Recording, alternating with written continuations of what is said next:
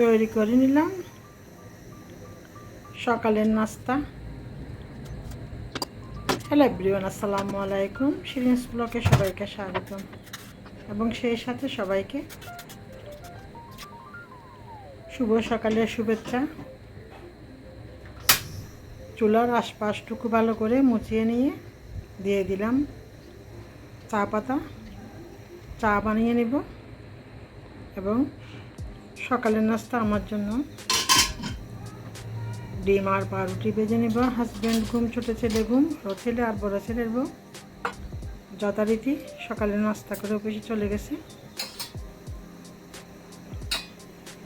এবং সাথে চাটুকু বানিয়ে নিচ্ছি। ছোট্ট ভিডিও আপনাদের সাথে শেয়ার করা, প্লিজ সবাই একটা লাইক দিয়ে ভিডিওটি দেখতে থাকুন এবং পাশে থেকে সাপোর্ট করে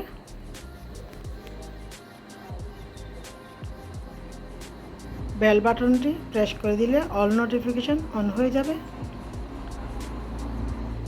এবং তার আগে চ্যানেলটি সাবস্ক্রাইব করে দিলে পরবর্তীতে নোটিফিকেশন গেলে আপনারা ভিডিওটি দেখে নিতে পারেন। এই তো বানিয়ে নিলাম আমার জন্য নাস্তা। সকালবেলা আমার নাস্তা তৈরি করতে করতে এই কাজটুকু আমি করে নিই, সেই সাথে পানিও ফুটিয়ে নিচ্ছি। সকালবেলা যখন একটু ঠান্ডা ঠান্ডা থাকে আর রাত্রে একদম খাওয়া দাওয়া শেষ করে গরম পানিগুলো ফুটিয়ে নিলে ঘরটার তেমন চুলা জ্বালালেও গরম থাকে না। আমাদের তো কাজ সিস্টেম, তারপরও আমরা তো পানি ফুটিয়ে খাই, সেজন্য দিনে 2-3 বার পানি ফুটাতে হয়। আমার রান্নাতে আমি একটু ফুটানো পানি ব্যবহার করি। তারপরেও আমাদেরগুলো হচ্ছে ডিপ টিউবওয়েলের পানি। তারপরেও একটু রান্নাতে আর খাওয়াতে তো অবশ্যই পানি ফুটিয়ে খেতে হবে, ব্যবহার করি। এটা আমি একদম আমার বাচ্চারা ছোটো থাকতে পর্যন্ত আমার অভ্যাস। আমি আমার কবুতরকে পর্যন্ত, বিড়ালকে পর্যন্ত ফুটানো পানি খাওয়াই যাতে তারা অসুস্থ না হয়। এই তো কথা বলতে বলতে তৈরি করে নিলাম, চাও বানিয়ে নিলাম। মিনির জন্য চিকেন সিদ্ধ দিয়ে দিলাম, তারও আগে ভাত রান্না করে নিলাম। ছোটো ছেলের ঘুম থেকে উঠছে, তার জন্য নাস্তা রেডি করে দিচ্ছি রান্নার ফাঁকে ফাঁকে। তেমন একটা ভিডিও করে না, খুবই একটা ছোট্ট ভিডিও। প্লিজ সবাই একটু সাপোর্ট করবেন এবং এগিয়ে যেতে সাহায্য করবেন।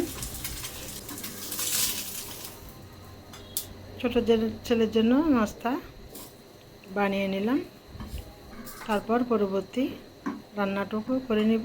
তেমন একটা বেশি রান্না করব না, যেহেতু রাত্রে অল্প করে রান্না করি সেজন্য। আর দুপুরবেলা ছেলের বউ ভাত খায় না। ছোটো ছেলে ইউনিভার্সিটি থাকলে সেও খায় না। আমি আর আমার হাজব্যান্ড ডায়াবেটিস রোগীও কাপ মাপে, প্লেট মাপে ভাত খায়। আমিও এক প্লেট ভাত খাই, সেজন্য তেমন একটা রান্নাবান্না দুপুরবেলা করি না। এই যে একটা হচ্ছে রুই মাছের লেজ আর একটা হচ্ছে তেলাপিয়া মাছের লেজ, 2টা মাছ লবণ হলুদ একটু মিক্স মশলা দিয়ে, হালকা একটু মরিচের গুঁড়া দিয়ে, একটু তেল দিয়ে ফ্রাই প্যানে বসিয়ে দিলাম। এটা একটু পোড়া পোড়া করে নিব, তারপর এটা দিয়ে ভর্তা বানাবো। আর হচ্ছে ছোটো চিংড়ি মাছ দিয়ে ঢেঁড়স রান্না করব। ভিডিওটি না টেনে দেখতে থাকুন। আগের থেকে ধুয়ে তারপর কেটে পরিষ্কার করে নিয়েছি। আমার হাজব্যান্ডের খুবই পছন্দ ঝোল করে ঢেঁড়স রান্না বা লেডিস ফিঙ্গার ভেন্ডি রান্না। আজকে একটু তেল দিয়ে রান্না করব। দিয়ে দিলাম বাটা মিক্স, লবণ হলুদ মরিচ মশলা পরিমাণ অনুযায়ী। ঢেঁড়সের মধ্যে কিন্তু একটু লবণ মরিচ বেশি দিলে স্বাদ ভালো লাগে, লবণ মরিচ কম হলে ঢেঁড়স কিন্তু মুখে স্বাদ লাগে না। অল্প করে পানি দিয়ে কষিয়ে নিয়ে তারপর ঢেঁড়সগুলো দিয়ে দিব। 4-5 মিনিট রান্না করলে হয়ে যায়, যেহেতু নরম তরকারি। এই তো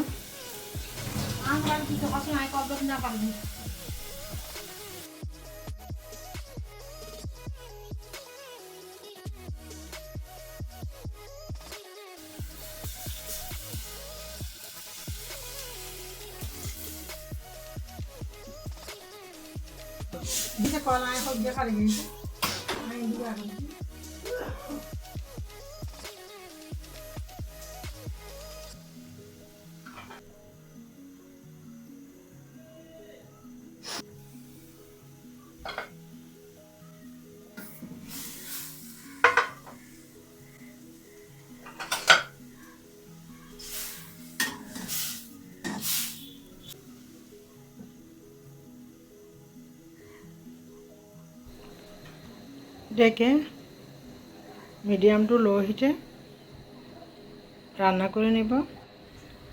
মাছগুলা বেছে নিয়ে কাঁচামরিচ আর একটু ভাজা পোড়া মরিচ আর বেশি করে পেঁয়াজ সরিষার তেল দিয়ে মাছগুলা ভর্তা করে নিলাম। রান্না করে নিলাম ঢেঁড়স আর ভাত। আরও একটা রান্না করলাম তেলাপিয়া মাছ। আরও একটু ভর্তা বানিয়ে নিলাম। অফ ক্যামেরাতে একটু বিজি আছি, আপনাদের সাথে শেয়ার করব আমি কেন বিজি আছি সেটা। ভিডিওটি না টেনে দেখতে থাকুন। সবাইকে অসংখ্য ধন্যবাদ।